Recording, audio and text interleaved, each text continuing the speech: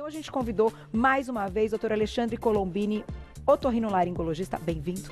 Tudo bom, doutor? Tudo bom, cara. Obrigado pelo convite mais uma vez. Sempre, para falarmos de apneia do sono, Exato. do ronco, de certa forma, de desconfortos e até de problemas futuros graves que podem estar envolvidos, né? Exatamente. E o que você falou na abertura é muito importante. É muito mais comum do que as pessoas imaginam. Porque as pessoas, elas tendem a se preocupar com o quê? Com o ronco. Tá. Porque o ronco briga, o casal briga, um vai dormir no quarto, outro vai dormir no outro, o tio vira motivo de piada numa viagem de família. Verdade. Mas o que está por detrás desse ronco, o que pode estar por detrás desse ronco, que é o que pode causar muito problema para a saúde do paciente. O que é, então, o que caracteriza um quadro, enfim, um diagnóstico que aquele paciente tem uma apneia do sono? Então, a gente tem que ver que todo mundo que ronca, ele merece uma investigação médica.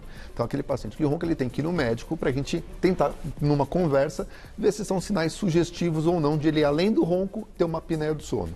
Então, aquele paciente que acorda cansado, que tem um ronco ou que ele presenciou, que a esposa ou que o parceiro presencia aquele ronco ressuscitativo, que dá aquela engasgada, Sei. aquela sufocada à noite. Aham. Paciente que acorda com dor de cabeça pela manhã, que ele tem baixa concentração, que ele tem dificuldade no trabalho, que ele às vezes chega até o ponto de dormir no trânsito, o sinal fecha, ele está tão cansado, ele está tão sonolento que ele dorme até no trânsito ou numa recepção de um consultório, de algum lugar.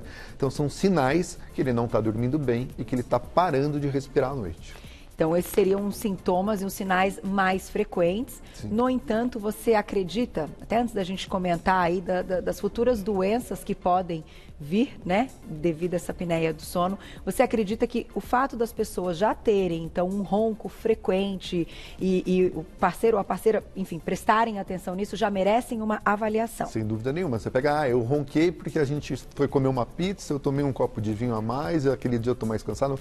Então, foi um ronco casual. É normal. Tá. Agora, se existe uma frequência, acontece todas as noites, os sintomas são repetitivos, sem dúvida nenhuma, tem que investigar. O que pode levar ao ronco e não estar associado à apneia, doutor? O ronco, o que é o ronco? O ronco é a vibração dos tecidos moles. Então, quando o ar ele passa por uma região mais estreita, que pode estar mais flácida, ele vibra o tecido mole e faz a gente roncar. Tá. Por si só, não é um problema de saúde. O problema é quando esse ronco está associado ao fechamento, ao colabamento da via aérea, que vai levar a uma obstrução da passagem do ar, que é, a gente chama de apneia do sono, que ela dura mais de 10 segundos. Então, isso acontecendo várias vezes ao longo da noite, ele vai diminuir a quantidade de oxigênio que está entrando no nosso organismo. Ah, entendi. E aí vai fazer o quê? O coração tem que bater mais rápido para levar esse sangue para o corpo, que já tem pouco oxigênio. Os vasos vão se contrair. Então você já tem uma frequência cardíaca aumentada, uma pressão arterial que começa a aparecer.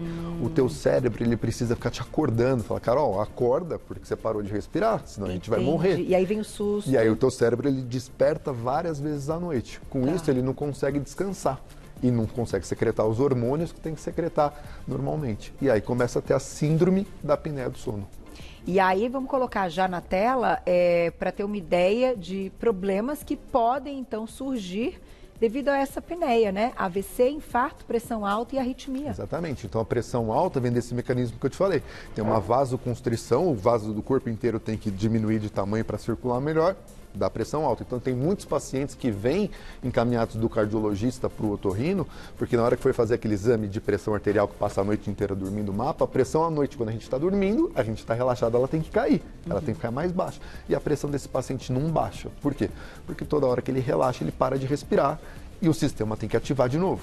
Entendi. Tá? E isso pode levar a arritmia, e aí tem a alteração de cortisol, o cortisol fica alto, que é um hormônio inflamatório do corpo, tem alteração de secreção de insulina, ou seja, para homens chega a diminuir a produção de testosterona. É sistêmico. É sistêmico, aí leva uma obesidade, e aí essa bomba relógio vai se formando.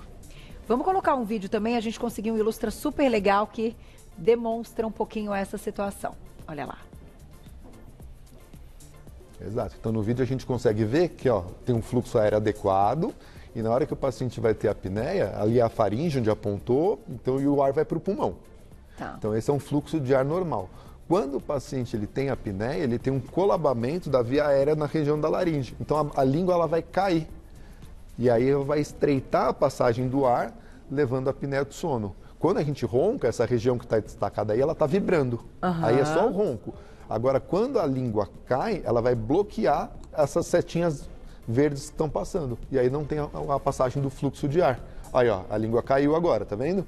Olha Que é só. um dos mecanismos da apneia. Pode ser uma hipertrofia da base da língua, um paciente que tem uma amígdala grande. Né? Tem vários fatores que podem levar esse paciente a roncar e ter apneia do sono. Por isso que é importante a avaliação. Era o que eu ia te perguntar. Quais são os gatilhos, então? Porque a gente não está falando só de X faixa etária. Não. Pessoas jovens podem Sim. ter. A apneia do sono ela pode acontecer em qualquer faixa etária. Quando a gente pensa nas crianças, a principal causa de apneia do sono em criança é a amígdala grande e adenoide. E adenoide, Que a gente opera e a criança fica ótima. Tá? Tem outras doenças? Tem, mas não é o mais comum do dia a dia.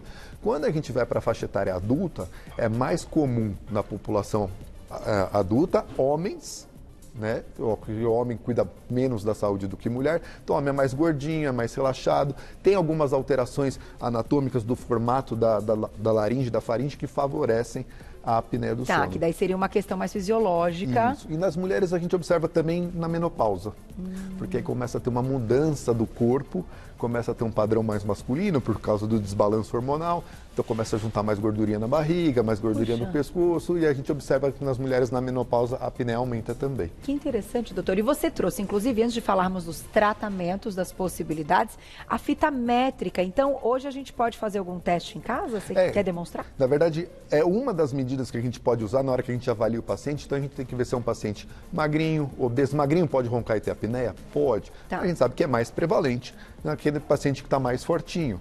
Paciente que tem um pescoço mais largo. Então, se a gente for medir a circunferência cervical, 43 centímetros para o homem, 40 para a mulher. Então, acima disso, isso. Então, a gente vai pegar aqui, vamos ver, mais ou menos aqui, 43, né, homem. Então, vai medir a circunferência. Então, acima dessa medida aqui é um fator, não é uma regra, tem 40, mas é um fator indicativo que tem um pescoço mais largo, que pode ter um depósito maior de gordura, de tecidos moles, que pode levar a esse ronco e a apneia do sono. Então, 43 para os homens, 40 para a mulher. Cintura abdominal. Né? Então, quem é mais gordinho, mais fortinho, o índice de massa corpórea, então pacientes que estão acima, que já apresentam um grau de obesidade, então são mais suscetíveis a ter apneia do sono. Outra coisa que a gente observa é a configuração anatômica do rosto. Então, aquele paciente que tem o queixo um pouquinho mais para dentro, que é retrognata, ou que não tem um espaço lá atrás que a gente chama de retropalatal bem desenvolvido, que aquele paciente tem um rostinho mais, a maçã do rosto não é proeminente, o queixo é para trás, ele tem uma via aérea mais estreita. Então, é mais fácil de fechar daquele paciente que tem um espaço maior. Gente, que coisa interessante. Então, pacientes até que tenham essas características, enfim, fisiológicas, né? Nasceram com essas características, podem se beneficiar até daquela cirurgia ortognática? Sem dúvida nenhuma. Para trazer o quê? Quando a gente pensa em pacientes que têm apneia grave, uma das opções seria uma cirurgia que a gente chama de cirurgia de avanço maxilomandibular. Ela vai um pouco, é como se fosse a ortognática, só que ela tem, além da correção estética, ela visa a correção funcional do problema. Então, muitas vezes o avanço ele tem que ser um pouquinho maior do que se fosse só na ortognática. Mas o teu raciocínio foi completamente correto. Que interessante. É justamente puxar essas estruturas para frente para você criar um espaço lá atrás. Então, até pensando assim, eu acho que tudo que a gente faz o quanto antes diminui problemas futuros, né? Exato. Então, até muitos jovens que estão nos assistindo, que já tiveram até numa consulta essa questão que, se bem indicada, a cirurgia ortognática é fantástica até para prevenir problemas futuros como a apneia. Vai ter um ganho estético, que a gente sabe que a cirurgia ortognática, quando bem indicada, fantástico. Muda a fisionomia do paciente. Ela traz até autoestima, né? O paciente fica mais bonito, fica mais harmônico. Tenho muitas amigas que melhora muito. Né? E tem a questão do ganho da apneia do sono. Tá? Interessante. É uma das opções, não é a única, né? É uma das opções. Agora, para a gente chegar no diagnóstico, então, o que hoje, né, esse paciente, alguém que chegue com a queixa, contando tudo isso que você já comentou, como é que fecha o diagnóstico da apneia? Então, a gente vai conversar, fazer a anamnese, ver os indicativos ou não, e vamos para tipos de exames. Exame físico, então, ver se o paciente tem um desvio de septo, se ele tem uma amígdala grande, se a base da língua é grande, toda essa configuração crânio-facial que a gente conversou, se ele tem indícios de ser um paciente respirador oral, para ver se a gente também, quando fizer um diagnóstico, se tem algo anatômico que a gente possa corrigir. Tá. Então, por exemplo, ontem eu operei uma paciente que tinha uma amígdala enorme. Tá? Então, eu operei, vamos esperar ela recuperar, e aí o diagnóstico a gente faz através do quê? De uma polissonografia. Polissonografia é um exame que o paciente ele vai dormir uma noite fora de casa, que é o padrão ouro. Tá. Existem polissonografias domiciliares também. Inclusive, o nosso amigo Rodrigo, ele tem um serviço que faz a polissonografia domiciliar. Beijo, doutor Rodrigo Santiago, nosso espetacular. Beijo. Que legal. E aí, através desse exame, a gente vai saber se o paciente tem apneia do sono ou não. Então, simplificando, tem um índice de apneia e hipopneia. Quando esse índice vem de 0 a 5, é normal. Quando ele vem de 5 a 15, o paciente tem uma apneia leve, de 15 a 30, uma apneia moderada e mais que 30, uma apneia grave. Tem um monte de outros parâmetros que a gente avalia, mas simplificando é isso. E aí, em cima desse índice, que a gente vai decidir qual que é a melhor abordagem para o paciente. Então, se a gente vai tratar ele clinicamente, emagrecendo, fazendo fonoterapia para fortalecer a musculatura da laringe, né? Ou se a gente vai usar um aparelho intraoral, por exemplo, que é esse aparelhinho aqui, ó, parece Vamos aproveitar e mostrar os aparelhos, olha lá. Plaquinha de bruxismo. Então, qual que é a ideia desse paciente? É como se fosse simular a ideia da ortognática. Ela vai jogar o queixo do paciente para frente. Para frente. Tá, então, na hora que coloca na boca, o paciente ele fica, vou virar de lado aqui, ele fica um pouquinho mais queixudinho. E aí aumenta o espaço lá atrás e dá um suporte, uma sustentação para a musculatura. Que interessante. Tá? Então, isso aqui a gente usa nos pacientes que só roncam ou nos pacientes que roncam e têm uma apneia leve. Essa seria a indicação formal. Okay. Alguns pacientes não querem vir para essa opção de tratamento. E aí a gente pode tentar tratar com esse aparelho. Mas o formal mesmo é o paciente que ronca ou ronca e tem apneia leve. Já a gente fala dos aparelhos, agora a perguntinha do público, quem escreveu para a gente na tela. Obrigada, Elaine, um beijo. A alimentação influencia... Eliane, desculpa. A alimentação influencia na apneia do sono? Por que o otorrino pediu para tirar derivados de leite? Então, a alimentação ela pode influenciar, no caso, por exemplo, de bebidas alcoólicas, porque elas vão funcionar como relaxantes musculares. Então, você vai lá, você tomar uma cervejinha, um vinho, você dá uma relaxada. Do mesmo jeito que o teu corpo relaxou, tua musculatura vai relaxar e vai colabar. Mesma coisa vale para relaxantes musculares e calmantes à base de benzodiazepínicos vão piorar um quadro de apneia.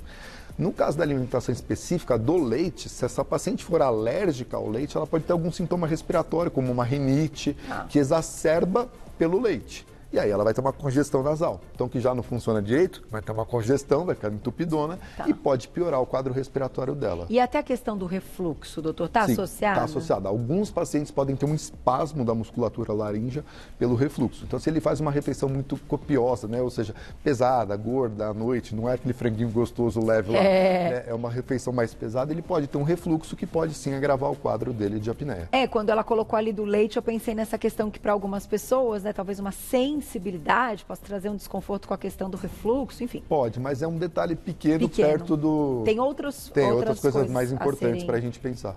Doutor, vamos lá. Falamos então de um possível tratamento para quem tem uma apneia do sono considerada leve, com um ronco, e os aparelhos que você trouxe. Isso, então esse aparelho aqui, ele chama CPAP. Então o CPAP é uma modalidade de tratamento que serve para todos os casos, desde a apneia leve até uma apneia grave, severa. Então, quando aquele paciente ele não tem uma indicação cirúrgica, então não tem um desvio de septo, não tem uma amígdala grande, não tem uma base de língua grande, ou não tem uma condição crâniofacial para fazer uma ortognática, a gente pode lançar a mão desse tratamento ou ser coadjuvante. A gente opera esse paciente para melhorar a via aérea e se sobrar alguma apneia, alguma coisa, a gente vem para o CPAP. Tá bom. Qual que é a ideia desse CPAP? Como a gente falou, o que é a apneia? A musculatura ela fecha, ela colaba. Então aqui ele vai manter um fluxo aéreo durante a noite do paciente para sustentar essa musculatura e com isso ela vai deixar de fechar. Então vai ter o fluxo aéreo adequado, o paciente vai ter um sono normal e as funções fisiológicas vão ser recuperadas. Então a gente pode tentar fazer isso através do aparelho, emagrecer, é todo um tratamento multidisciplinar do paciente. E uma das opções é esse aparelhinho aqui. Doutora, quando a gente fala até CPAP, né? A gente sabe que tem um custo um pouco elevado o aparelho. No entanto, eu tenho uma informação, acredito que seja correta, que o SUS também disponibiliza, que a fila acaba sendo uma fila extensa, uma fila grande, que não consegue atender todas as pessoas. Agora, hoje não sei, aproveito para perguntar, já tem empresas que alugam, por exemplo, o aparelho, para você não ter que comprar, né, o aparelho? Tem sim. Então, no passado ele tinha um custo realmente bem elevado, alguns pacientes com maior poder aquisitivo traziam de fora, compravam fora. Hoje não, já é mais fácil comprar no Brasil, já tem uma condição financeira, às vezes até o preço de um aparelho intraoral, é que depende muito da tecnologia que você vai comprar, cara. Eu costumo falar para meus pacientes que é que nem comprar um carro. Você pode comprar um carrinho simples, que vai te levar para o lugar, ou você pode comprar uma Ferrari, que também vai te levar para um lugar, só que com uma performance diferente. Tá. Então, seu aparelho ele vai ter um umidificador, seu aparelho ele vai ser um aparelho automático, que ele vai percebendo o índice da tua apneia ao longo da noite e regulando sozinho. Entendi. Então, são coisas que vão deixar o aparelho mais barato ou mais caro. Então, tem várias opções. Tem várias opções. E como você falou, as empresas hoje, a grande maioria, elas alugam sim o aparelho. Normalmente para o paciente testar o primeiro, o segundo, o terceiro mês. E depois, na hora que vai comprar, muitas delas acabam até descontando o valor do aluguel do valor do aparelho. Então, é uma maneira de ajudar os pacientes. Tá? Então, tem que ter o aparelhinho, ele tem uma traqueia, que é essa mangueira que vai levar o ar, que vai se conectar numa máscara. A máscara, tem vários tipos de máscara. Antigamente, se a gente fosse pegar, tinha máscaras que pegavam nariz e boca para o paciente, era bem desconfortável e era um material mais grosseiro, então incomodava, a adaptação do paciente era mais difícil. Hoje, se você pegar aqui esse silicone, ó, ele é bem flexível, ele nem incomoda o paciente, ele consegue ter uma adaptação mais fácil. Então, por exemplo, essa é uma máscara que pega o nariz inteiro e essa aqui que está na mão é uma máscara que ela vai pegar só a região do nariz por aqui, ó. É muito molinha, é muito confortável, então o paciente consegue ter uma adaptação melhor. Acredito até com a questão do nosso uso de máscaras diariamente, acaba se tornando até uma coisa mais íntima, enfim, né, do que se a gente não tivesse usado nunca máscaras e se deparar com o aparelho. Então, acredito que a adaptação hoje até esteja mais fácil. Pode ser mais fácil. E uma coisa que acontece muito, assim, o paciente ele tem uma qualidade de vida muito ruim. Então, ele dorme mal, a esposa está brigando com ele está indo mal no trabalho, ele não tem disposição para fazer uma academia. E muitas vezes, no próprio exame que ele vai fazer no laboratório do sono, que ele faz com a máscara, a primeira noite dele ele já acorda bem. Então, a hora que ele começa a perceber o impacto que normalizar o sono causa na vida dele, então ele volta a ter vontade de ir para a academia, a vida sexual dele melhora, porque melhora a produção de testosterona, ele volta a trabalhar bem, aí a adaptação fica mais fácil. Tá aí, gente, tem que procurar ajuda. Tem mais uma perguntinha, olha lá quem escreveu pra gente.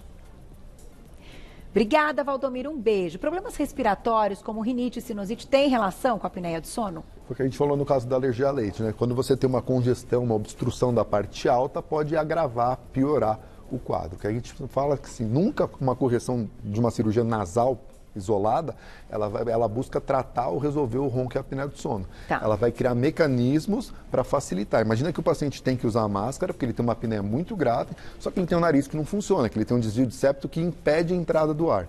Quando a gente corrige esse desvio, a entrada do ar fica mais fácil e aí a gente consegue fazer ele respirar melhor e a adaptação é melhor. Tá aí. Tem mais uma, dá tempo na tela. Aproveitem. Um beijo, Valéria. Obrigada. Existe alguma posição mais indicada para dormir que pode melhorar? Alguns pacientes têm uma apneia posicional, ou seja, eles roncam de apneia quando eles estão dormindo de barriga para cima. E aí, nesses casos, quando você vira de decúbito, de ladinho, melhora a respiração e melhora o ronco e a apneia. Tá? Mas isso é para aquele paciente que na hora que a gente faz o exame, a gente percebe que ele ronca de barriga para cima. Não é para todo mundo. Só um último mito ou verdade aqui, os efeitos da apneia do sono nas mulheres são mais intensos do que nos homens? É mito ou verdade? Na verdade, o que acontece? A mulher começa a ter a apneia do sono quando ela entra nesse período mais frequente da menopausa. E aí acaba tendo os impactos que a gente fala, mas eu acho que é similar. Tá, pensando pela cascata hormonal feminina, talvez? Então, talvez some tudo. Eu acho que é uma soma de fatores, né? Então já tem a menopausa, que não é um período fácil, e aí começa a ter problemas que não tinha antes. Mas a gente observa os homens acabam sendo um pouco mais afetados. Tem que procurar ajuda, gente. Isso acaba com a qualidade de vida, com a disposição, né? Um desconforto enorme. Lembrar que o foco não é o tratamento do ronco, é de uma doença sistêmica que está por trás, que é a apneia do sono. Que comentamos aí que pode trazer outros problemas para a saúde como um todo. Vou deixar aqui o contato do doutor lá no Instagram para quem quiser seguir, fazer perguntas e entrar em contato com ele. É o @doutorabreviado Alexandre Colombini, tudo junto. @doutorabreviado Alexandre Colombini, você encontra tudo. Um beijo mais uma vez para o Dr. Rodrigo Santiago, pneumologista, que é muito amigo do Dr. Alexandre e que estará com a gente. Glaucia já me cantou aqui. Quando que ele vem, Glaucia? Dr. Rodrigo, é quando? Em julho, já está marcado para vir, tá vendo? Já é minha equipe aqui, vocês não estão entendendo. Aqui é pauta que não acaba mais até julho, tá vendo, doutor? É uma organização que eu fico maluca. Obrigada, viu? Prazer. Até a próxima.